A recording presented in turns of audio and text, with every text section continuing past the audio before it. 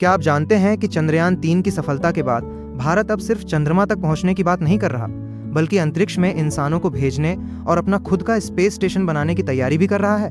क्या आने वाले वर्षों में भारत दुनिया की सबसे बड़ी अंतरिक्ष शक्तियों में शामिल हो जाएगा? नमस्कार, आप देख रहे हैं जन नजरिया।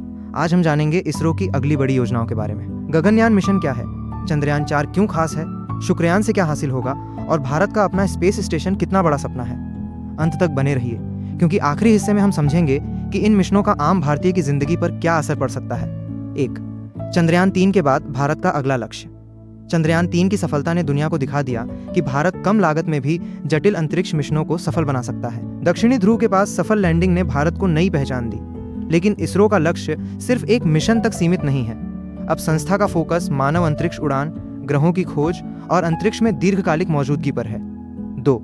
गगनयान, भारत का पहला मानव अंतरिक्ष मिशन। इसरो की सबसे बड़ी प्राथमिकता है गगनयान मिशन। इस मिशन में भारतीय अंतरिक्ष यात्री पृथ्वी की निचली कक्षा में लगभग 3 दिन बिताएंगे और फिर सुरक्षित वापस लौटेंगे। इसके लिए क्रू मॉड्यूल, पैराशूट, आपातकालीन बचाव प्रणाली और अन्य सुरक्षा तकनीकों के कई परीक्षण किए जा चुके हैं। यदि यह मिशन सफल रहता है तो भारत उन चुनिंदा देशों में शामिल होगा जिन्होंने अपने दम पर इंसानों को अंतरिक्ष में भेजा है। 3. चंद्रयान-4, चंद्रमा से नमूने लाने की तैयारी। चंद्रयान-4 का उद्देश्य सिर्फ चंद्रमा पर उतरना नहीं, बल्कि वहां की मिट्टी और चट्टानों के नमूने पृथ्वी तक लाना है। इन नमूनों से वैज्ञानिक यह समझ सकेंगे कि चंद्रमा की संरचना कैसे बनी, वहां पानी और अन्य खनिजों की स्थिति क्या है और भविष्य में मानव मिशनों की क्या संभावनाएं हैं। 4. शुक्रयान, पृथ्वी जैसे ग्रह का अध्ययन। शुक्र को अक्सर पृथ्वी का जुड़वां ग्रह कहा जाता है, लेकिन उसका वातावरण अत्यधिक गर्म और घना है। शुक्रयान मिशन के जरिए भारत वहां के वातावरण, बादलों, सतह और जलवायु का अध्ययन करेगा।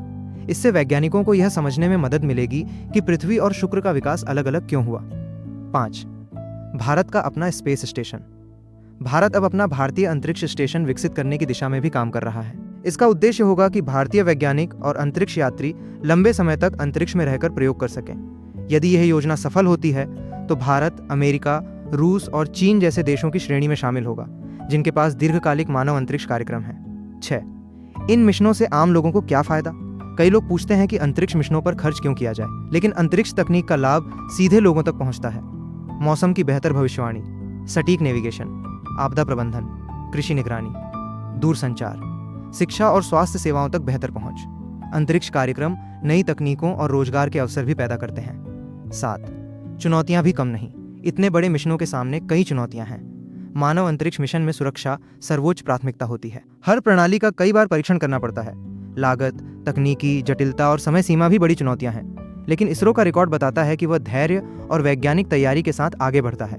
निष्कर्ष, भारत का अंतरिक्ष कार्यक्रम अब केवल उपग्रह प्रक्षेपण तक सीमित नहीं है। गगनयान, चंद्रयान-4, शुक्रयान और भारतीय अंतरिक्ष स्टेशन जैसी योजनाएं दिखाती हैं कि आने वाले वर्षों में भारत अंतरिक्ष विज्ञान के नए दौर में प्रवेश कर सकता है।